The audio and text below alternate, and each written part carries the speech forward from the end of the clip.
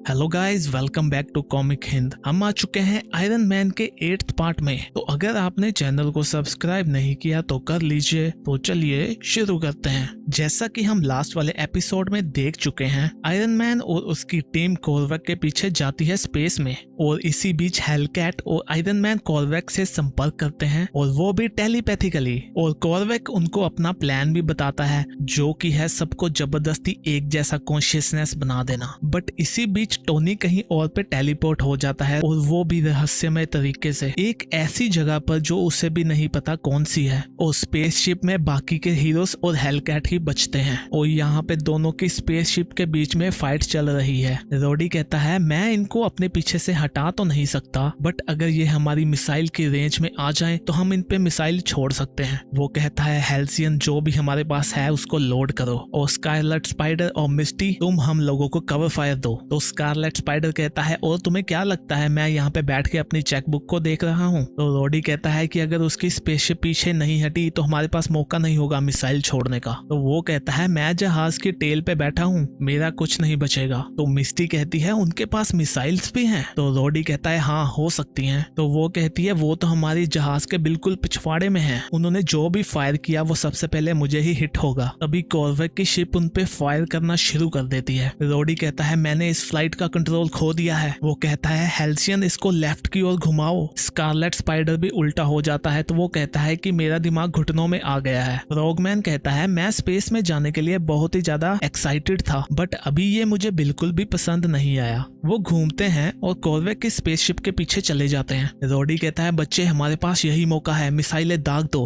वो मिसाइलें छोड़ते हैं जो उनके पास से होकर निकल जाती हैं। तभी पैट्सी को आवाज आती है, पैट्सी मैंने तुम्हें संभाल लिया है, तुम चिंता मत करो। यहाँ पर गारगोयल ने पैट्सी को पकड़ा होता है, और वो कहता है, पैट्सी हमारे पास वापस आ जाओ, तुम मेरी आवाज सुन सकती हो। तभी पैट्सी कहती है, टोनी गारगोयल कौन हो तुम? तो उसे जवाब मिलता है, नहीं। तो वो कहती है, मैं कहाँ पे हूँ? तो उसे आवाज आती है कि फिजिकली अब तुम सेफ हो, बट मैं यहाँ से काफी दूर हूँ। तो पैट्सी कहती है, तुम हो कौन? तो उसे जवाब मिलता है, तुम मेरी आवाज को पहचान नहीं पाई? पैट्सी कहती है, वेट, मुझे पता है, तुम हो मून ड्रैगन। तो मून ड्रैगन हेलकैट की गुरु भी रह चुकी है। मून ड्रैगन कहती है, हेलो हेलकैट, काफी टाइम बाद मिले हैं, मुझे लगता है तुम्हारे माइंड ने कुछ इंटरेस्टिंग एबिलिटीज को दोबारा से जगा लिया है। तो हेलकैट कहती है, तुमने मेरी शक्तियां छीन ली थी, तो आई होप तुम ज्यादा परेशान नहीं होगी कि मैं दोबारा से साइको एक्टिव रेडियो वेव्स को असेस कर पा रही हूँ। तो वो कहती है, नहीं पैट्सी, मैं यहाँ पे तुम्हें और ज्यादा शक्तिशाली बनाने आई हूँ। मून ड्रैगन उसको कहती है,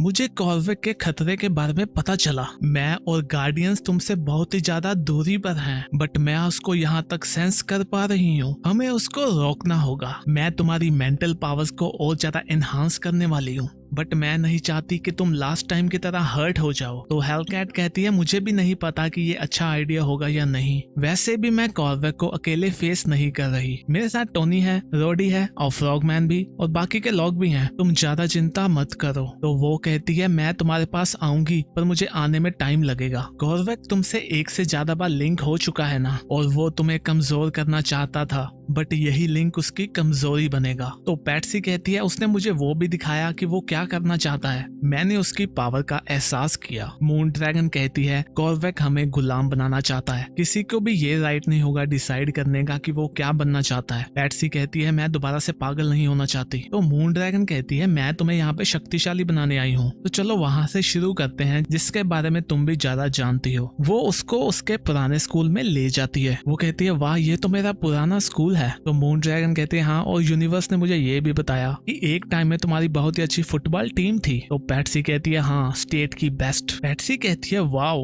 वो बज है ना, हमारा डिवोर्स होने से पहले वो एक म्यूटेड इवल डॉग बन गया था, जरा देखो उसको, वो कितना यंग और हैंडसम है। तो मून ड्रैगन कहती है, पैट्सी मेरे साथ चलो, हम क्लास के लिए लेट हो जाएंगे। और यहाँ पे वो दोनों क्लासरूम में पहुंच चुकी हैं। पैट्सी कहती है, वो तो मेरा फ्रेंड हेडी है ना। तो वो लड़की उसको चुप रहने को कहती है। तो मून ड्रैगन भी उसको कहती कहती है कि तुम टेस्ट पे फोकस करो। तो वो देखती है वहाँ पे एक हिस्ट्री का क्वेश्चन होता है। पैट्सी कहती है हिस्ट्री, मुझे तो ये सब याद भी नहीं है। तो मून ड्रैगन कहती है ये टेस्ट के बारे में नहीं है, ये इसलिए है कि तुम्हें पता चले कि आंसर कहाँ पे लॉक है। तुम्हें पता है ना ये आंसर तुम्हारी टीचर के माइंड में होंगे। वो कहती है सांस लो और छोड़ो, विचारों को नष्ट होने दो, उसके अंदर पहुंचो और देखो तो उसे आंसर मिल जाता है। वो कहती है आंसर है battle of Saratoga. Moon dragon कहती है बहुत ही बढ़िया। पैट्सी कहती है मैंने उसके माइंड में ये भी देख लिया कि उसका एक टीचर के साथ अफेयर भी है। तो मून ड्रैगन कहती है अभी उस एप्पल पे फोकस करो और उसको मूव करने का ट्राई करो। पैट्सी उसको हिलाती है, वो सीधा बोर्ड से टकराता है और फट जाता है। उसका टीचर चिल्लाता है ये कौन था। वो दोनों बाहर आ चुके हैं। पैट्सी कहती है ये तो मुझे आसान लगा। तभी उसका टीचर आता है और कहता है मिस वॉकर, हैडी ने मुझे बताया कि वो एप्पल के साथ तुमने किया था। तो वो कहती है बट मेरी बात सुनो। तो उसका टीचर कहता है तुम्हें प्रिंसिपल के रूम में जाना होगा। तो मून ड्रैगन कहती है तुम वैसा ही करो जैसा ये कहता है। वो देखती है तो वो लोग वहाँ से गायब हो जाते हैं। पैट्सी प्रिंसिपल के ऑफिस के सामने पहुंच चुकी है। वो उसका दरवाजा खोलती है। वो कुछ देखकर शॉक हो जाती है और कहती है ओह माय गॉड तुम नहीं। उसके सामने होता है डायमंड हेलस्टॉर्म, जिसके साथ उसका रिलेशन भी रह चुका है। वो कहता है पैट्सी मैं तुम्हें बहुत मिस करता हूँ, मैं तुम्हें लव करता हूँ, मुझे माफ कर दो, मेरे पास वापस आ जाओ। पैट्सी कहती है नहीं मैं वहाँ पे वापस नहीं जा सकती। वो कहता है तुम मेरा दिल तोड़ रही हो, मेरे दिल को मत तोड़ो। पैट्सी चिल्लाती है नहीं। यहाँ पे वो दोनों पहुंच चुके हैं एक कमरे पे। वहाँ पे पैट्सी लेटी हुई है और उसके पास ही उसकी मॉम है। वहाँ पे एक लेडी उसकी मॉम को कहती है बहुत ही बुरा हुआ कि पैट्सी का मानसिक ब्रेकडाउन हो गया और वो हेल में ही फंस गई। तो उसकी माता कहती हैं कि उसका कंप्लीट ब्रेकडाउन एक अच्छी सी कॉमिक बुक स्ट्रिप बना रहा है और वो कहती हैं कि बस एक रेजर लेके आता ही होगा, वो इसको फिक्स कर देगा, या इसका हैंडसम डीमन बॉय। और वो उसके बारे में काफी भला बुला कहती है और कहती है लाइट्स जाने वाली हैं स्वीटी, मैं तुम्हारे लाइफ के आखिरी पेज पे हूँ। और यहाँ हम पैट्सी के पास पहुंच चुके हैं। उसको बांधा हुआ है जैसे पागल लोगों को बांधा होता है। वो कहती है मॉम नो नो मैं पहले से बेटर हो चुकी हूँ,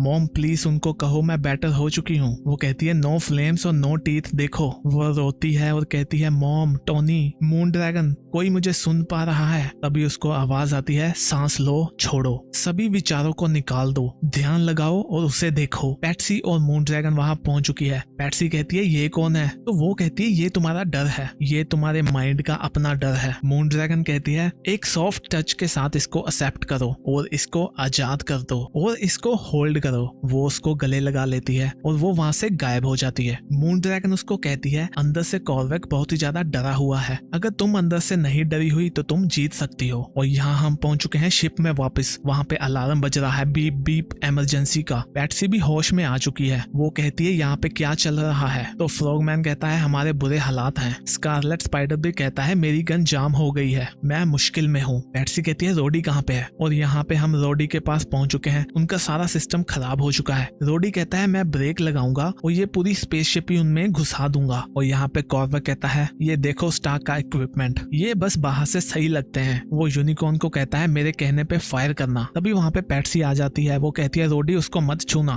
तो रोडी कहता है हमारे पास टाइम नहीं है। तो वो कहती है मुझे 10 सेकंड दो, फिर चाहे तुम जो मर्जी करना, बस मैं चाहती हूँ तुम इसको जितना भी फास्ट हो सकता है उतना करो। बट रोडी कहता है यही मौका है उनको रोकने का। तो पैट्सी कहती है जैसे मैंने कहा वैसा करो। और यहाँ पे कॉर्वेक फायर कहने भी वाला होता है। तभी उसके सामने पेडून की आर्मी आ जाती है जो उसको कहते हैं तुम गद्दार हो, तुम डरपोक हो, तुम हमेशा हमारे गुलाम रहोगे कॉर्वेक। कॉर्वेक काफी डर जाता है और वो चिल्लाता है ये सब सच नहीं है। रोडी कहता है उनके जहाज को क्या हुआ, वो नीचे चला गया और उसमें से ये क्या निकला। पैट्सी कहती है अभी, और वो इंजन को फुल स्पीड में लगा देते हैं और वहां से निकलते हैं। पैट्सी कहती है 1 मिनट टोनी कहाँ पे है। तो गाइस इसी के साथ हमारा ये पार्ट खत्म होता है। नेक्स्ट पार्ट देखने के लिए चैनल को सब्सक्राइब कर लीजिए। वीडियो अच्छी लगी तो लाइक भी कर दीजिए। हम भी मिलते हैं नेक्स्ट वीडियो में, तब तक के लिए बाय बाय।